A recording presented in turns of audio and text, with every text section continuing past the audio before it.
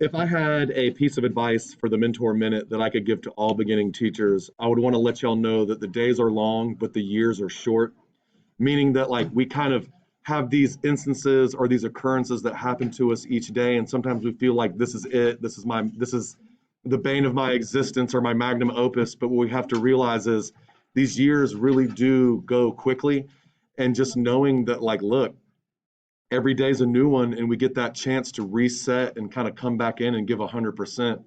The thing I think about for my first couple years was really trying to have perfect attendance and meet these goals that I set for myself. And now that I'm at year 11 and I'm kind of reflecting on those moments, I kind of think about that it's like, you know, things come and go, and these moments they repeat themselves and they arise over time. However, you have to do self-care, which ultimately,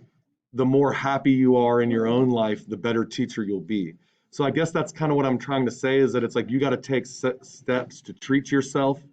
and to do what's best for you so that you can come in here and give the best to your students. I really do appreciate all y'all for taking the charge to become a teacher, because this is a difficult profession. Um, but that's my advice: is the days are long, but the years are short.